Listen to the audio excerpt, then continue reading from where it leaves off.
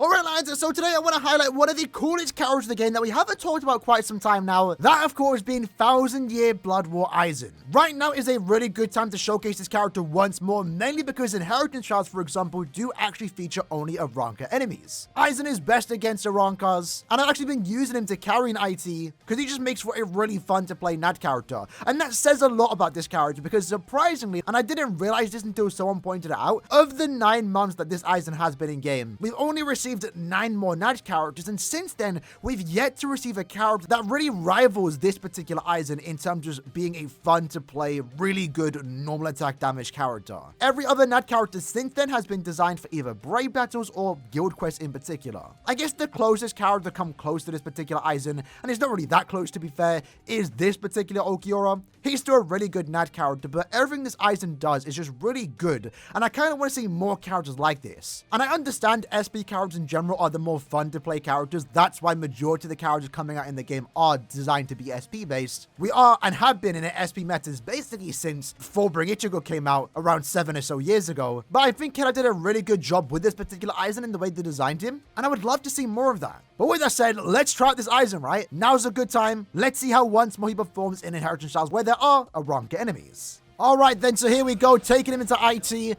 All I really do when I use this character is use one strong attack, and then we get the attack boost. That's the really good thing about him, and I think there's only 2 characters in the game, right, that actually have the attack boost. So when you do inflict a stat element, you get an 80% stat boost to your attack stat, which is really good.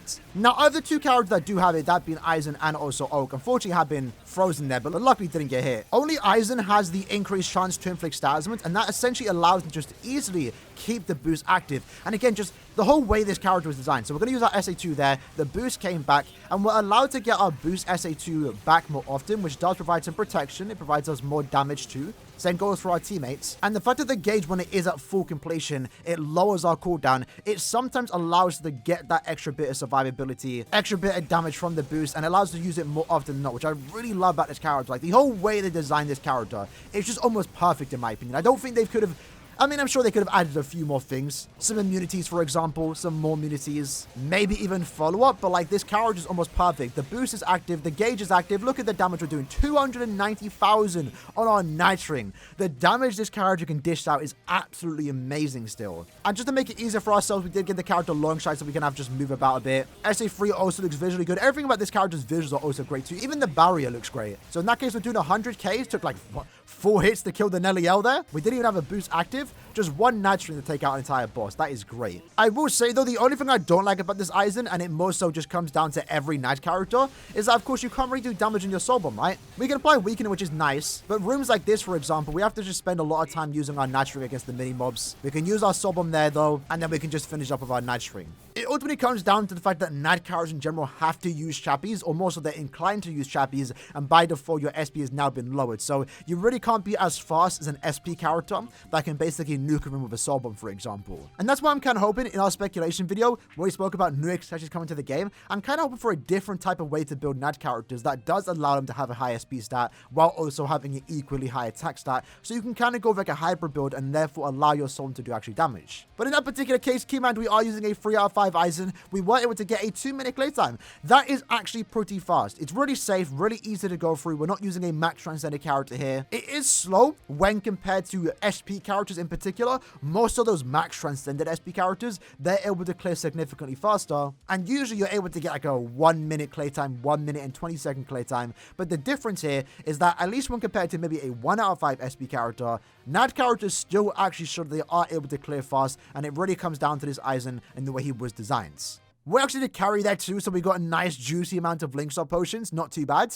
Going back into it though, we have 3 Grim Jazz. I said I'll carry them, so I'm not sure if they're going to manually play or not, but it's fine if they want to. So in this case, we inflicted a stat element. Should have used my SA3. I don't know why I didn't, but the SA3 also does provide some good crowd control. As you can see there, it basically groups them all up so we can just guarantee to hit majority of the enemies there with just one strong attack, right? This whole character in general is just really great to play with. Although I will say, I would have much preferred if he actually stayed in the chair, because in the artwork, he's in the chair. In the soul, he's in the chair. It would have been cool too, and I'm not sure if it would have made sense, but I'm pretty sure they could have pulled it off. if the characters naturally stayed in the chair and moved around like that, that would have been really cool. And that's the only thing I would have preferred on this character in terms of visuals, because visually, again, he looks great, right? One of the things I do like about this character, and even the Yamamoto that came out alongside him, is that the Sovereign is different, but since it's based on the same type of character from 1000 Year Blood War, instead of his Sovereign being Hado 99, unfortunately, it actually got frozen there. Luckily, though, they didn't actually hit me. But the original Aizen, as I was saying, had Hado 99 as his Soul Bomb, and obviously you can't reuse the same Soul Bomb again. So they went with a different Soul Bomb, and in that case, they actually made Hado 99 the SA3, which is really cool. But once more, going into the final boss, not too bad. And that's what the SA3 looks like. It's really cool. So we did take a bit of damage, but it really doesn't matter. This character doesn't need to stay at full stamina, which is really good. And since we have given this character chappies, we can afford to take a bit of damage. As you can see there, we took plenty of hits from those laser Aronkas, and it really isn't slowing us down. And right there, without full stamina, we were easily able to take down the final boss. We had the gauge active, we had the attack boost active, and we were able to do, what, like 300k damage there? That's not too bad. Again, very similar clear time there, 2-minute clear time. We did take a bit of damage there, so our damage output was lowered by a tad bit. But with Aizen, with NAD characters in general that are built like Aizen, so basically only Aizen, let's be honest, really doesn't matter. But jumping into our third run, let's try and see if we actually can get a sub 2-minute clear time. Once more, one SA3 is all it takes to basically inflict a Starsman, where we can actually get the SP boost, which is great. And we were able to get through the first stage relatively quick too. I mean, with NAD characters like this, you're just able to just sit back and use your NAD string, right? You don't have to like proper try hard and position where you have to like line up your strong attacks or make sure you don't stay anywhere close to the enemies, because this particular quest in general, IT, it can be quite difficult with the Aranka enemies that we do have, right? I mean, there's a lot of wide AoE enemies. Those bosses spawned in, but in this case, we just used our NAD string and don't have to worry about those bosses whatsoever. That's probably the best thing about this character too. With SP characters, especially if you're trying to carry, if you haven't invested into the character that much, you do spend a lot of the time just flash stepping away from the enemies, especially the bosses, right? With a character like Aizen, especially when he has the gauge active, you're just able to do a ridiculous amount of damage. So let's use our SA3 there on the bosses. It has weakened both of them. 400k on the NAD string. That's absolutely beautiful. And the strategy for this particular room, I'm going to sub-bomb the first set of bosses so we can potentially get the gauge back, hopefully. Again, sub-bombed those. Okay, that's not too bad. Let's sub-bomb here.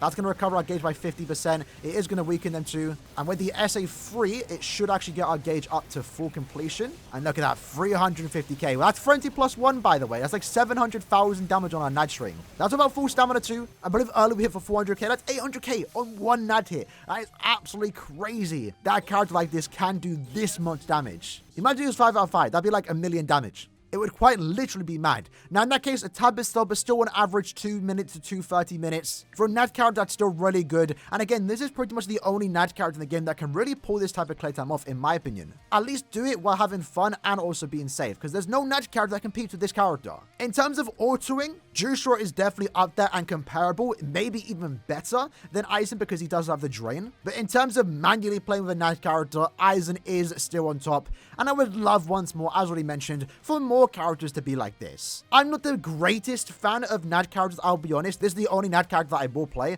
I'm still more of an SP guy. But I do know that there is a lot of people out there that just adore playing with NAD characters and prefer NAD characters over SP characters. So it would be nice to see more characters for those that like to play with NAD characters, for example. But with that said, I just wanted to highlight this particular character once more. Right now is a great time to play with him in IT. I've been having a lot of fun time with him. But with that said, hope you liked and enjoyed the video. I'll see you guys next time. Take care and peace.